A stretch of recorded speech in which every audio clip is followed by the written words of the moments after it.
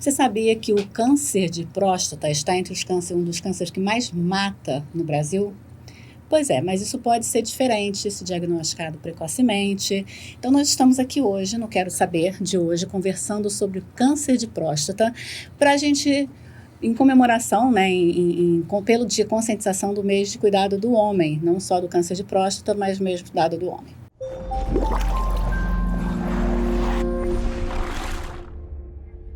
Estou aqui com o Dr. Paulo César Freire, Bastos Freire, que é urologista, médico, com pós-residência, mestrado e título de especialista em urologia, né? Isso mesmo. E a gente vai conversar aqui um pouquinho sobre câncer de próstata, entendeu tudo. A gente quer saber hoje sobre câncer de próstata. Vamos lá, doutor, vamos falar um pouquinho de câncer de próstata, um pouquinho da epidemiologia, como que é essa incidência entre os homens. Então, Cláudia, eu acho que essa iniciativa é muito importante, muito interessante, porque, como você colocou, esse é o mês de conscientização da saúde do homem com foco no câncer da próstata. Uhum. Então, quando a gente fala no câncer da próstata, nós estamos falando de um câncer muito frequente. Para nós termos aí mais ou menos uma ideia, 1 de cada 6 homens, durante a sua vida, vai apresentar um câncer de próstata. E 1 de cada 36 vai morrer do câncer da próstata. Uhum. Então, isso faz com que esse tipo de câncer seja um câncer muito frequente e também seja um câncer que mata muito. Uhum. Mas, ao mesmo tempo, né, o câncer da próstata, quando detectado precocemente ou quando diagnosticado precocemente, a gente vai ter aí 90% dos pacientes que são submetidos a uma detecção precoce com um diagnóstico precoce, eles vão ter a possibilidade de cura desse câncer. Uhum. Nós vamos ver que o câncer da próstata, ele é um câncer, né, que tem alguns fatores, né, que são chamados fatores de risco. Eu acho que isso é muito importante também, né, a gente ter um fator de risco. O que é um fator de risco? O fator de risco é quando a gente tem determinados fatores que fazem com que as pessoas, né, que têm esses fatores, eles têm mais chance de desenvolver uma doença. Uhum. Então, no câncer da próstata, né, a gente vai ver que esses fatores estão presentes. Uhum. Quais fatores seriam esses? O primeiro fator é a idade. Né? É o que a gente falou, se o homem viver até 100 anos, 99% de chance dele ter um câncer de próstata, né, nesse caminho. Isso aí. Então, a gente vai ver que ele é um câncer muito frequente de acordo com a idade. Uhum. Então, com um paciente de 50 anos, ele tem mais ou menos uma chance de 10% a 15%. Uhum. Mas se esse paciente chegar aos 100, como você falou, ele vai ter aí praticamente 100% de chance de ter um câncer da próstata. Uhum. Mas uma outra coisa bastante interessante também é que esses pacientes que têm um câncer numa idade mais avançada, esse câncer da próstata tende a não causar, né, consequências, né, para esse paciente, ou seja, esses pacientes não vão morrer do câncer da próstata. Né? Então, isso é um dado bastante importante. Mas isso está relacionado à agressividade ou à idade mesmo, né? Porque tem aquela escala, né, de identificação da gravidade da doença. Isso.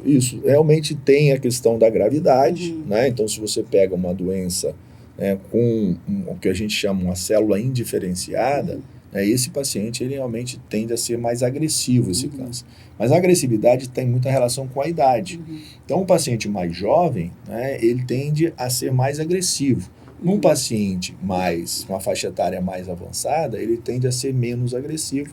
Daí a gente vai ver que as consequências não são letais na grande maioria das vezes. Então vamos aproveitar e falar um pouco mais sobre o diagnóstico. Como é feito o diagnóstico de câncer de próstata? O diagnóstico do câncer da próstata, né, aí a gente vai voltar um pouquinho só com relação aos fatores de risco, porque além da idade a gente tem a questão da família, ou seja, a questão, né, familiar. Então, quando a gente tem mais de 2 familiares de primeiro grau com câncer da próstata, isso faz com que você tenha uma chance muito grande de ter o câncer da próstata. E quanto mais precoce for, né, essa idade em que esse indivíduo tem o câncer, maior é a sua chance.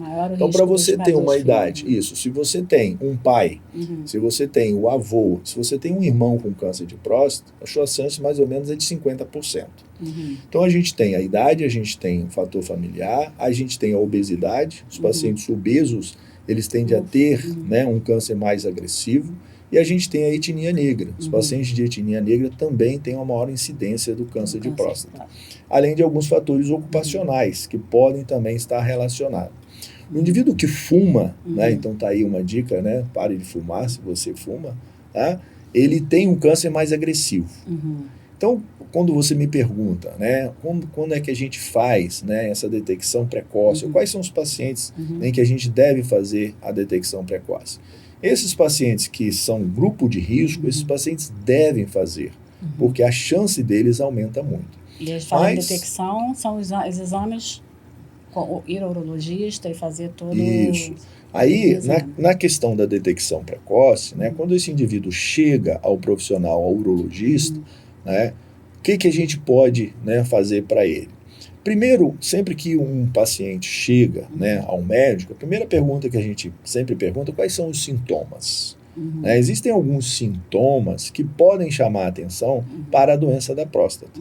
Esses sintomas são principalmente os sintomas relacionados ao ato da micção. Então, é dificuldade para urinar, é um jato urinário fraco, é a presença de sangue na urina, é dor ao urinar. Só que, na próstata, nós temos uma patologia que é muito mais comum do que o câncer, que é a chamada hiperplasia prostática benigna. Que não é... que é benigno, né? Até se prova em contrário, ela é benigna. Ela é muito mais frequente. Para você ter uma ideia, mais ou menos 2/3 dos homens, eles vão ter algum tipo de alteração, né, relacionada à sua próstata. Então, se esse paciente chega para nós, né, com ausência de sintomas, então ele não tem nenhum tipo de sintoma, mas ele tem um fator de risco, quais são os exames que eu posso oferecer para ele? Eu vou oferecer basicamente 2 exames, né, para fazer essa detecção precoce do câncer da próstata. Um primeiro exame é um marcador, né, que a gente chama de PSA, que é o chamado antígeno prostático específico. Só que esse marcador, Cláudia, não é específico do câncer. O PSA ele é um marcador que ele pode estar alterado em outras situações, né, prostáticas, como, por exemplo, que não o câncer. Né? Então, por exemplo, uma infecção vai elevar o PSA. Um crescimento da próstata vai elevar o PSA, ou pode elevar o PSA. Uma manipulação, né, na próstata, né, por exemplo, a realização de uma biópsia, né, ou até mesmo uma manipulação, né, através de um exame mais invasivo, né, da região retal. Então, isso pode elevar o PSA, sem que seja um câncer. Então, isso tudo a gente precisa fazer essa avaliação. Né? O segundo exame é um exame físico, que é o exame do toque. Né? E aí você pode... reclamam que a medicina avança em tudo menos nisso. Né? Isso a gente pode pensar. Muitas vezes o paciente chega para a gente e fala, doutor, mas eu preciso fazer ainda o toque? Não tem nenhum exame, né? Com toda essa tecnologia? Eu digo que sim, né? É necessário fazer o toque. Por que é necessário fazer o toque? Porque quando você faz o toque, né, o toque, no caso o toque retal, com vistas à avaliação da próstata, você pode identificar algumas alterações na próstata que podem sugerir a presença de um câncer.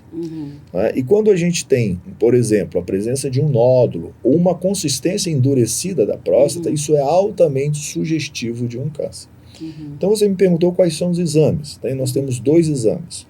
Um exame físico, o toque retal, e o outro exame, que é o PSA. Que um associado ao outro vai chamar mais atenção, né? Se você identificar as duas coisas, no toque e o PSA aumentado, vai te dar mais... Vai me dar mais subsídio para eu ter, né, provavelmente, né, a presença de um câncer de próstata. Agora, isso não faz o diagnóstico. Né? Isso são exames que eu vou utilizar naquele paciente que chega para mim e quer fazer uma avaliação da próstata. Né? E na grande maioria das vezes tem alguns sintomas, como esse que a gente falou para você, ou, né, esse paciente não tem sintomas. Porque a gente sabe hoje que 80% do câncer da próstata diagnosticado precocemente, os pacientes são assintomáticos. Né? Exame de rotina, né? Exame de rotina, isso você vai fazer por causa desses fatores de risco, principalmente. E com que frequência anualmente? Isso, aí vai depender um pouco da faixa etária. Como nós estamos falando de um câncer, né, que está diretamente ligado à faixa etária, quanto maior a faixa etária, maior seria essa incidência. Então, por exemplo, aos 50 anos de idade, você pode fazer a cada 2 anos. Aos 60 anos de idade, você pode fazer uma vez por ano. Acima dos 65, você pode fazer de 6 em 6 meses. E, é claro, vai depender também, né, do que a gente falou dos fatores de risco. Familiares, porque é importante, Cláudia, fatores. isso, é importante que esses exames sejam feitos de maneira periódica. Porque eu tenho alguns pacientes, né, que chegam para mim e falam, doutor, eu fiz um exame, né, em 1998. Né, e agora está em 2023, né, eu vim fazer de novo. Bom, agora passaram-se praticamente 6 anos. Então, né, e durante esses 6 anos você pode ter desenvolvido uma lesão, você pode ter desenvolvido um câncer. Então, a periodicidade é importante, né, em qualquer tipo de câncer, e o câncer da próstata não é diferente. E como é feito esse diagnóstico? Você já falou do que vai indicar o diagnóstico, mas o que de fato fecha o diagnóstico? Então, o diagnóstico de um câncer ele é feito através do estudo anatomopatológico, né, no caso da peça em questão. Da biópsia, então, no caso, é a próstata. Né? Então, a gente vai fazer uma biópsia da próstata. Hoje, Cláudia, com o avanço, né, da tecnologia, a gente tem um grande aliado, que é a ressonância nuclear magnética. Então, se a gente puder fazer, né, se o paciente tem ali uma alteração do PSA e ou do toque retal, a gente vai fazer uma ressonância, porque a ressonância ela pode mostrar alguns focos, né? Então ela pode mostrar pequenas lesões. E essas lesões, né, elas vão ser alcançadas através da biópsia com mais precisão. Para você ter uma ideia mais ou menos, imagina uma laranja, né? A próstata seria uma laranja. E você tem o caroço da laranja. Né? A gente faz a biópsia, né, na laranja, mas a agulha de biópsia pode passar do lado do caroço. E você não fazer você precisa ver o câncer. Caroço. Isso. Então, quando você faz a ressonância, você vai ver o caroço. Você vai conseguir identificar e aí exatamente onde exatamente, você identifica e aí com a agulha você pode ir direto nessa região. E aí a gente faz hoje, né, a biópsia que a gente fala, biópsia da próstata guiada pelo ultrassom transretal. Esse ultrassom transretal pode fazer uma fusão de imagem com a ressonância e você ter aí um exame mais preciso. Isso é feito em centro cirúrgico? Não, isso não precisa ser feito em centro cirúrgico. Isso pode ser feito, né, no ambiente ambulatorial. Então você pode fazer isso no ambiente ambulatorial. Claro que não é isento de risco, como qualquer procedimento mais invasivo, né, mas isso pode ser feito, né, no esquema ambulatorial, com um antibiótico preventivo. Né, então você faz uma prevenção com antibiótico e depois você continua, né, com antibiótico terapia pós-procedimento. Uma vez que você tenha retirado os fragmentos, esses fragmentos vão ser analisados pelo patologista. Aí o patologista vai te dizer, isso é um câncer ou isso não é um câncer. E o grau de gravidade, né? Isso, aí a gente tem o grau de gravidade. Como é que a gente faz o grau de gravidade? Isso é dado dentro de uma escala, né, o que a gente chama, né, da graduação de Gleason, né, que vai avaliar a arquitetura celular. E a gente tem o que a gente chama de score de Gleason. O score de Gleason é esse númerozinho que você falou aí, que a gente vai ter a escala. Então a gente vai ter a soma dos dois principais tipos, né, de lesões que a gente tem. Do tipo do que foi visto em que quantidade, né? Isso, do que foi visto em quantidade. Então, por exemplo, essa graduação ela vai de 1 a 5. Esse score, né, ele vai aí, né, no caso de 6, hoje é pontuado de 6 para cima, então de 6 a 10. Então, por exemplo, se você tem, né, um paciente com um adenocarcinoma usual da próstata, que é o principal tipo histológico, né, desse tipo de câncer, em que o score de Gleason é 6, então eu tenho uma soma de 3 mais 3. Né? Aquele em que tem mais quantidade e aquele em que tem, em segundo lugar, mais quantidade. Então, esse, digamos, é o mais bonzinho. Né? Mais leve. Quanto mais isso, mais leve. Quanto maior for esse score de Gleason, mais agressivo tende a ser. Então, o mais agressivo seria o 10, dentro dessa graduação. E diante desse panorama, né, eu fiz, né, ele fez o exame e tal, e deu um Gleason 10. Uma pessoa mais jovem, o tratamento muda em função disso, da idade ou do Gleason, não? Sim. O tratamento ele é baseado em alguns parâmetros. Né? Então, na expectativa de vida do paciente, no score de Gleason, no valor do PSA e no que a gente chama do estadiamento clínico, que vai estar tudo avaliado aqui. Então, quando eu faço o diagnóstico de um câncer, eu vou colocar isso dentro do que a gente chama de um estadiamento clínico. A gente pode realizar alguns outros exames para botar isso dentro de um estadiamento. Nesse estadiamento, né, então analisando todas essas variáveis, a gente vai determinar, isso é um câncer localizado? Isso é um câncer localmente avançado, ou seja, ele já saiu da próstata e está pegando as estruturas vizinhas, ou isso é um câncer que já saiu pelo sangue e já atingiu órgãos, né, como por exemplo o osso, já que o câncer da próstata, né, a invasão hematogênica, ela vai principalmente para o osso. Então aí você vai ter essa classificação que a gente chama da classificação TNM, né, onde T é o tumor, N seria a metástase para o linfonodo e M metástase à distância. Diante disso, então, a gente vai fazer essa classificação, né? E o tratamento vai se basear nesses fatores, né, como você já pontuou. Né? A expectativa de vida é um fator importante, mas o estadiamento clínico é o que vai determinar qual é o tipo de tratamento que a gente vai oferecer para o paciente. Lembrando, Cláudia, que é importante sempre a participação do paciente. Porque como a gente tem algumas terapias, né, a gente tem algumas opções. Então, o paciente ele participa diretamente dessas opções. Porque todas elas têm efeitos colaterais. Então, esses efeitos colaterais são discutidos, né, para a gente pegar ou para a gente verificar aquilo que é melhor para o paciente. Eu passei por uma situação dessa há 6 anos atrás com 2 pessoas da família, né? E os 2 tiveram, né, câncer de próstata na mesma época e precisaram fazer o tratamento. E aí, até pela questão de expectativa de vida e isso tudo, né, era localizado, né, que você falou, um pouquinho avançado, digamos assim, né, com algum... Mas no caso dos 2, eles fizeram um tratamento cirúrgico. Quais seriam as indicações de tratamento? Eu até te perguntei se químio, você falou que, né, químio a princípio não é feito, mas qual o leque de opções para uma família que está numa situação dessa? Então, se você tem um câncer localizado, nós temos basicamente 2 opções. Nós temos a cirurgia, que a gente chama de prostatectomia radical, que é a retirada total da próstata. E nós temos a radioterapia, né? E temos alguns braços da radioterapia, mas basicamente a radioterapia. Né? E nós temos também uma outra terapia, que na verdade é o chamado Wakeful Waiting, que é aquele paciente, né, em que a gente vai ver alguns detalhes, né, e que a gente não vai oferecer uma terapia mais agressiva para ele, ou seja, nem a radioterapia, nem a cirurgia, mas vamos fazer apenas o acompanhamento. Isso tem a ver com a idade? Isso tem a ver com a idade, isso tem a ver com a graduação de Gleason, né? Então isso tem a ver com o PSA, tudo isso são fatores importantes. Isso pode ser decisivo, por exemplo, uma pessoa muito jovem com Gleason 6. A pessoa muito pode fazer jovem, essa Wakeful ou... Aí a gente faz o que a gente chama de vigilância ativa, que seria um outro tipo de ação, né? Mas aí seria uma coisa mais de perto, em que eu vou acompanhar esse paciente com biópsia, eu vou acompanhar esse paciente com exames de imagem, porque a evolução pode acontecer. Mesmo né? começando com mesmo numa graduação baixa. Como a gente colocou no início, um paciente mais jovem, né, que tem uma expectativa de vida muito grande, por exemplo, um paciente aí com 60 anos de idade, é importante que a gente ofereça algum tipo de terapia curativa para ele numa doença localizada.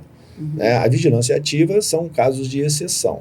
Agora, imagina que você tem um paciente, né, que chega para a gente com 85 anos de idade e que ele tem uma doença localizada, né? Ele tem um score de Gleason 7.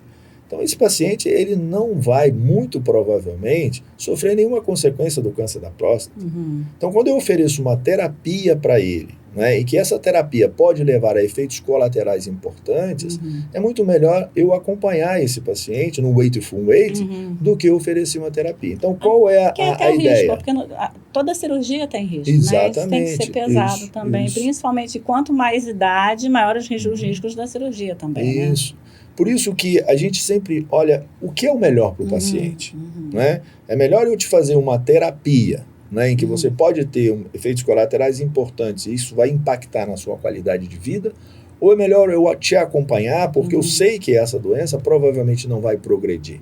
E se porventura acontecer, né, uma progressão pequena, eu posso atuar de maneira mais efetiva. Então tudo isso no câncer da próstata é importante.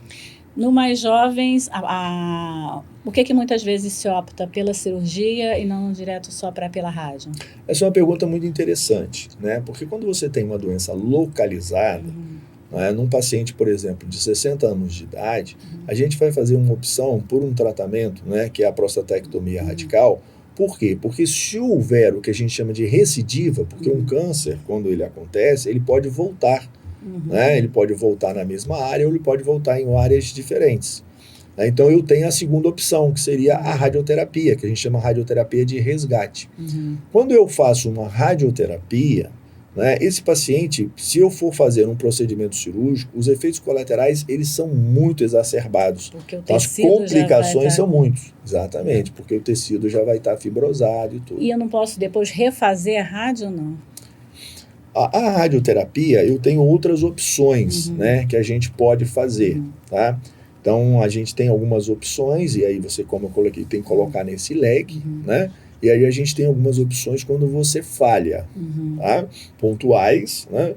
Mas aí a gente passa para outros tipos de terapias que podem também ajudar esse paciente, né? E a questão do bloqueio hormonal associado à rádio? Isso é uma coisa muito importante também, né? O que a gente tem? Como o câncer da próstata, assim como o câncer de mama, ele é hormônio dependente, quando a gente tem uma doença em estágio avançado, que a gente chama de doença metastática, ou uma doença localmente avançada, né, a gente pode fazer um misto de tratamento. Então, a gente pode fazer, por exemplo, a hormonioterapia seguida, né, da radioterapia, ou hormonioterapia seguida da cirurgia, ou hormonioterapia, cirurgia e radioterapia, ou seja, a gente pode fazer esse misto da doença localmente avançada. Porque que como ele é, né, hormônio dependente, qual a ideia da gente fazer a hormonioterapia? O hormônio aqui que a gente está falando em questão é a testosterona. A testosterona ela é produzida principalmente pelo testículo. Então, 90% da testosterona do homem é produzida no testículo, o outro na suprarrenal. Então, a gente bloqueando esse hormônio, né, a gente faz como se a gente desacelera o crescimento do câncer. Diminui o alimento. Né? Diminui o alimento. Isso. E como é que o homem fica com bloqueio hormonal? Como é que é a sua experiência com isso? Eu fico imaginando um homem na menopausa, mais ou menos isso, né? O homem a gente chama de andropausa. Mas né? com esse bloqueio não deve ser fácil, né? Isso, não é fácil. A gente tem muitos efeitos colaterais. Quais são as modalidades que a gente pode fazer? Né? Eu vou simplificar aqui. Uma modalidade é você fazer a retirada do testículo, que a gente chama a retirada do estroma testicular. Nesse caso, é definitivo. Então, nesse caso, eu não tenho como voltar. O outro que é mais utilizado são medicamentos que podem ser utilizados para exatamente, né, inibir a produção desse hormônio. Então, isso é feito por ciclos. Então, eu faço durante um período, 1, 2 anos, depois eu tiro ele, então esse paciente vai voltar à produção hormonal. Né? Então, vai ser exatamente os efeitos colaterais realmente são muito grandes. Durante esse tempo. Isso, durante esse tempo ele vai ter os efeitos, mas eu tenho a opção né, de fazer a retirada, né, desse bloqueio e ele vai voltar então a produzir esses hormônios. Mas isso só em casos mais complicados, mais complexos, né? Isso só, não é indicado a hormonioterapia, a a hormonioterapia é indicada para lesão metastática, né? Então a doença sim. metastática. Tá? Fazer então, por exemplo, o caso que eu falei, né, na minha família, que teve uma recidiva. E fez radioterapia. A associação com hormônio, com bloqueio hormonal, seria muito, né? Assim, a gente principalmente pensando nas idades, né? Que são pessoas com mais idade. A gente tem algumas opções, sim, que podem incluir a hormonioterapia, mas não essa hormonioterapia que a gente dá, né, para a doença avançada, que seria um período muito prolongado. Essa seria uma por um período, né, que a gente fala pré-determinado, para que a gente possa ter uma melhor ação da própria radioterapia sobre esse paciente. Tá? Então, assim, na doença localmente avançada, a gente vai usar, né, uma quantidade pré-determinada desse hormônio, muito pouco tempo, enquanto que na doença avançada, aí sim, aí a terapia é a hormonioterapia, a terapia efetiva seria a hormonioterapia. E quimioterapia, quando que é indicado em algum caso? A quimioterapia hoje, ela pode ser indicada no câncer da próstata quando você tem a resistência à hormonioterapia. Então, quando você, numa fase mais avançada, né, em que esse paciente ele se tornou resistente ao que a gente chama castração, né, aí você pode lançar mão de algumas drogas quimioterápicas para prolongar. É que a gente vai falando, a gente está falando só das partes que parecem ruins, né? Mas o fato é que ele diagnosticado precocemente, ele pode ter até 90% de cura, né? Isso, então ele é um câncer que se diagnosticado precocemente, a gente tem aí uma chance de cura muito grande. E mesmo nesses pacientes que têm uma doença mais avançada, a gente consegue um controle muito bom da doença. Um bom manejo para que ele tenha uma qualidade de vida, né? E aí, de Isso, acordo melhor. com a idade, vai ter o tratamento de acordo com a idade da pessoa. Porque a gente Isso. pensa sempre, a gente vai falando, a gente tenta sempre encaixar uma solução igual para todo. Uhum. Mas não é, né? Dependendo da idade, dependendo da história familiar, depende de muita coisa e isso vai mudar. Isso, é um tratamento individualizado. Uhum. Né? Então a gente tem que pegar todos esses parâmetros e colocar. Existem, né, alguns normogramas que podem ser utilizados para isso, né? Mas a gente pega esses parâmetros, vai analisar, vai colocar as opções para o paciente, então sempre de maneira individualizada. Mas assim, de uma maneira geral, o câncer localizado, você tem uma grande chance de cura. O câncer localmente avançado, diminui um pouco a chance de cura. No câncer metastático, você não tem mais chance de cura do ponto de vista humano, né? Mas você tem como controlar a doença. Então é importante, a partir dos 50 anos, dependendo do caso, procurar um urologista, né, para fazer a avaliação e voltar de 2 em 2 anos ou de ano em ano, de acordo com o que for definido pelo médico, né? E voltar de fato, né? Marcar e voltar. Eu acho muito importante, eu falei com a Renata Gontijo em relação ao mês da mulher, então, eu acho muito importante que eu acho que é importante que a gente tivesse no Brasil uma busca ativa desses pacientes, sabe? Tá, depois de tantos anos, praticamente ligar, você tem que ir fazer, porque as pessoas acabam trabalhando e deixando as coisas, né? E isso acabou não indo. E aí, quando chega, eu fiz há pouco tempo, já tem 7 anos, 6 anos, né, como você deu os exemplos, e a pessoa esquece de ir. Já não é uma coisa que ela quer fazer, e aí, né, vai deixando e não vai. É verdade. Agora, mudou muito, Cláudia, realmente mudou muito. Essa ideia, né, de você colocar os meses para cada patologia, por exemplo, o Outubro Rosa, né, a saúde feminina, o Novembro Azul para a saúde humana do homem. Então, essa conscientização, né, fez com que houvesse uma mudança na cultura do homem. Porque a mulher, por si só, né, ela se previne. Né, tanto que a mulher vive 7 anos a mais do que o homem em função disso. Mais do que o homem, né? E ainda tem que ter o trabalho de fazer o homem se prevenir, Isso, né? Que exatamente. Normalmente a mulher, ela marca os dela e tem que marcar para o homem. Na verdade, a mulher é a que mais marca consulta para o homem, né? Certo? Porque ela sabe da importância dessa prevenção. E a gente falou muito de câncer de próstata, mas tem outra coisa envolvida nesse Novembro Azul? Ou é basicamente o câncer de próstata mesmo? O foco é para o câncer da próstata, mas sem dúvida nenhuma, a saúde do homem como um todo, né, ela é importante. Então, o que a gente quer conscientizar a população masculina é que o homem precisa se cuidar mais. Então, ele precisa não só com relação ao câncer da próstata. Então, você que está nos ouvindo, né, homem ou até mulher que quer levar, né, aqueles queridos seus, né, para que tenha uma vida com mais qualidade, então é importante que você faça exames periódicos, né? Porque, por exemplo, você descobre um diabetes, né, uma hipertensão arterial.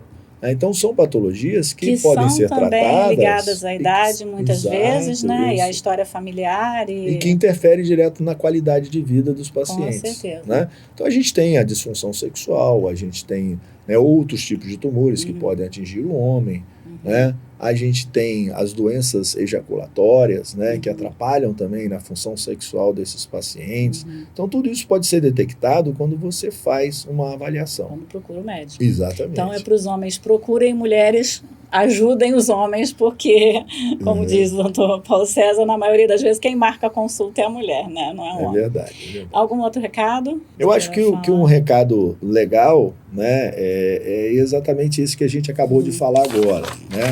É importante que a gente faça a prevenção, é importante que a gente, né, se você quer ter uma vida longeva com qualidade, né, eu acho que é importante você se prevenir.